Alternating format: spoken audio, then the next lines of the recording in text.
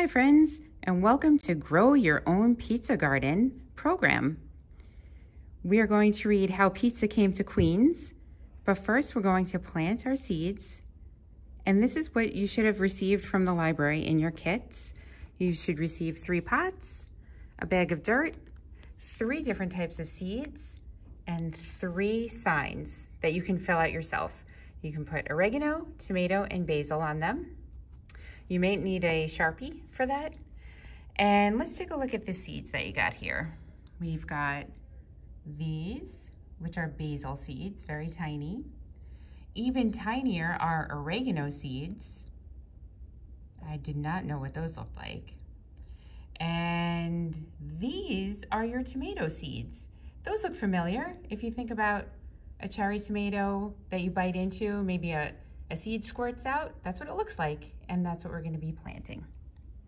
So the first thing you're gonna do is separate your 3 pots from each other, and then you're going to pour a little bit of dirt into each pot. Okay, now I have poured dirt into each pot, putting about 1/3 of the bag into each one. Shake it so that it's level. And then you're gonna take your finger and just make a little indentation in the dirt. So actually this one feels like it's a dirt bomb. Oh, remember these when we were kids? It'd be dirt that was all stuck together and you just go like this and it comes apart. Oh, that's so much fun. I hope you guys get a dirt bomb that you can break up. And then you're gonna just stick your finger in there, not too deeply, really not too deeply, because you don't want to bury the seeds too far down. There's another dirt bomb. Okay, so you want your soil to have air in it. That's why you don't want those tightly packed dirt bombs, okay? So you're gonna make a little indentation with your finger. Then you're going to choose, let's put basil in here. So picking up my teeny tiny little basil seeds. I'm gonna put 3 in there, just like my grandmother always used to say. 3 little basil seeds. See them? Okay, I only got 2 in there. Okay, there they are, magical. And now we're going to gently cover, gently tap. Okay, gentle. And then take some water. And I don't like to pour the water directly on the seeds, but you want to make the soil moist. But you know, before you do that, put them on a little paper plate or something. I'm gonna do that myself. I want that paper plate because these pots have holes in the bottom and that water is gonna come right through. And you don't wanna overwater it, but you just want your seeds to have a little drink of water, because what makes them grow is some sunshine, some water, and the nutrients from the dirt. So a little bit of water, so I'm making that soil moist, but I don't wanna drown my seeds either. Okay. Looks good. Now that was basil, so we're gonna get our basil sign and put it on the side so that we know when it's growing, what is growing. And you're gonna continue with your other 2 seeds to do the same. All right, friends, now you have 3 pots filled with dirt, seeds, water, and your labels, and you're all set. You're gonna put those near a light source. I'm gonna put them by the window and watch them grow. They're gonna grow at different rates. So just patiently wait, and little by little, you'll start to see little green shoots come up. And next time you make pizza, you can take some leaves off that oregano plant and you can dry them.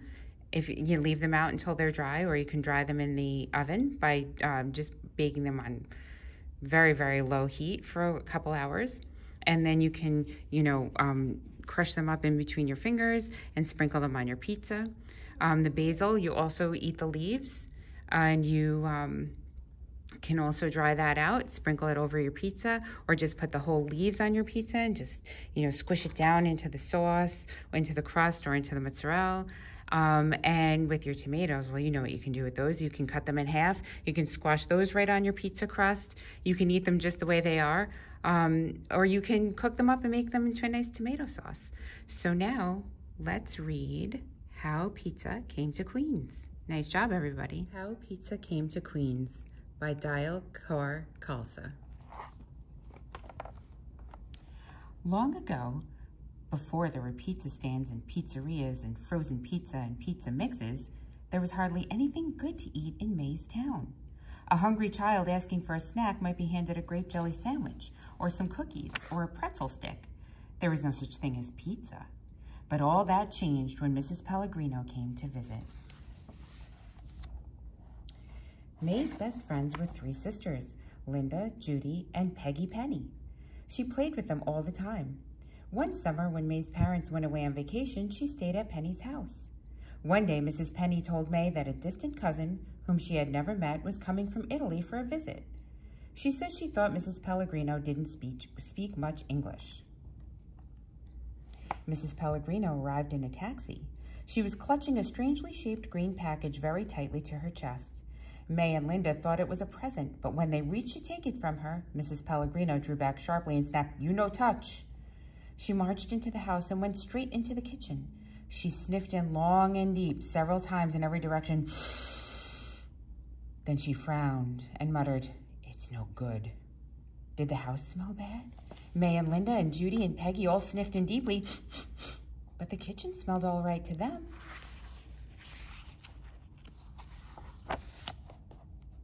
"She might just need a little time to adjust to the change," Mrs. Penny told the girls. "Let's leave her alone for a while." She took Mrs. Pellegrino into the dining room and brought her a cup of tea. May and Linda watched her from the kitchen doorway. May whispered in Linda's ear, "I don't think it was a real present anyway. The bows are too little." Actually, it looked like a big green towel all rolled up. Even after she drank her tea, Mrs. Pellegrino still looked unhappy. Every once in a while, she lifted her nose in the air and inhaled deeply. She patted her strange green package and sighed sadly, "No pizza." Pizza? May and Linda looked at each other and shrugged their shoulders. They had no idea what she meant. Neither did Mrs. Penny. None of them had ever heard the word pizza before. The only Italian words they knew were spaghetti, macaroni, and lasagna. They couldn't even ask Mrs. Pellegrino what was the matter, and Mrs. Pellegrino didn't speak enough English to tell them. Mrs. Penny took Mrs. Pellegrino up to her room and tried to make her as comfortable as possible. Judy and Peggy carried her suitcases upstairs, but when May and Linda tried to carry her green package, once again Mrs. Pellegrino clasped it to her chest and warned, "No touch." They didn't think they were going to enjoy Mrs. Pellegrino's visit very much. When Mrs. Penny came back downstairs, she said, "I wonder who Pizza is. Mrs. Pellegrino seems to miss her very much. Maybe it's her daughter." "Or her dog," said Judy.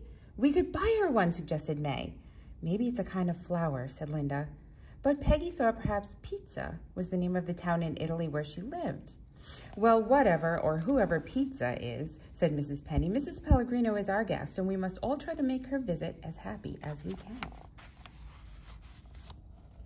It wasn't easy. The girls put on a special play with a very happy ending to try to cheer her up. And while Mrs. Pellegrino seemed to enjoy it and clapped loudly, by supper time she was her old sad self again. They pooled all their allowances and took her out to eat at their favorite restaurant.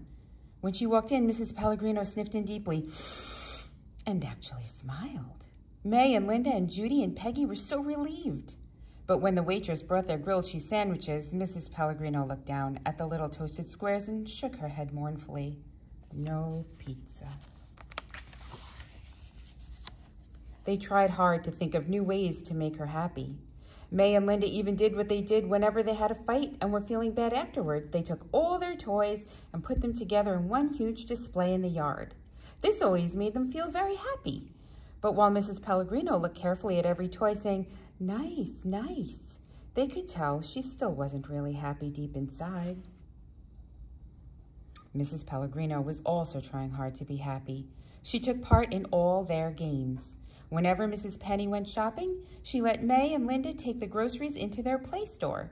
Then she would come with pennies and buy back everything she needed to make supper. Mrs. Pellegrino liked this game a lot.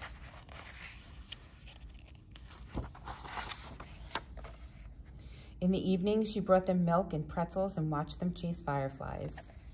But the only time Mrs. Pellegrino seemed to really cheer up was when she was cooking. Somehow, the gentle bubbling of tomato sauce soothed her spirits. Fortunately, they all loved spaghetti.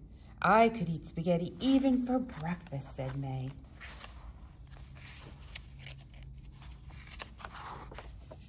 Despite everyone's best efforts, still Mrs. Pellegrino would sniff in deeply now and again, and the old sadness would be upon her again. The girls had grown very fond of Mrs. Pellegrino. They wanted to make her really happy at least once before she had to leave. The key seemed to be connected to the word pizza. If only they could find out what it meant. May had an idea where they could try. They went to the library. The librarian helped them look it up in the dictionary.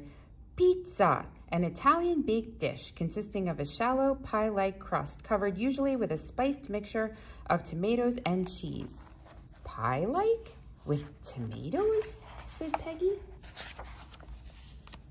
Judy suggested they look in a cookbook. They had to look in a lot of cookbooks before they finally found one with a recipe for pizza pie.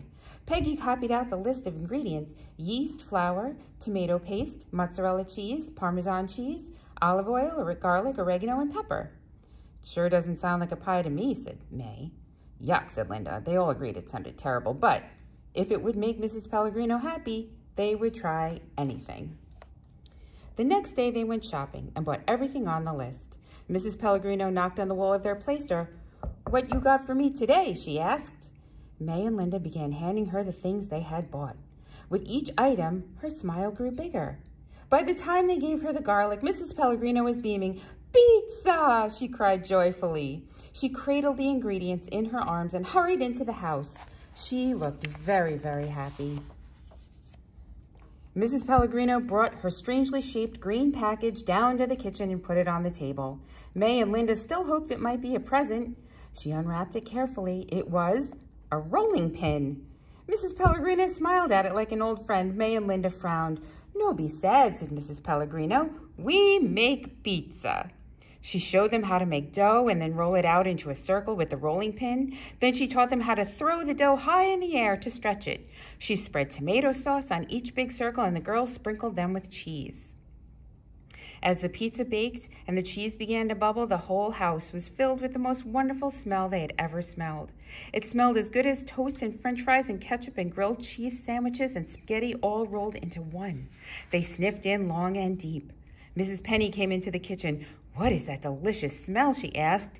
"It's pizza!" they cried. When the pizza was done, they had a party. May called her grandma to come over, and the mailman, who happened to be delivering the mail just then, joined in. Everyone thought pizza was the best thing they ever tasted. Mrs. Pellegrino was very happy. "Ah, pizza, it's good, no?" she said proudly. "Yes," they all yelled, and that's how pizza came to Queens. After that, Mrs. Pellegrino was happy all the time. She made pizza every day. Everyone said Mrs. Pellegrino was the best guest they had ever met. The whole neighborhood smelled wonderful. The time soon came for Mrs. Pellegrino to go home to Italy. On her last day, May and Linda and Judy and Peggy decided it was their turn to cook for Mrs. Pellegrino. They made her toast and jelly and served her breakfast in bed. Everyone was sad to see Mrs. Pellegrino go. They made her promise to come back again next year. "And meanwhile," said May, "every time we have pizza, we'll think of you."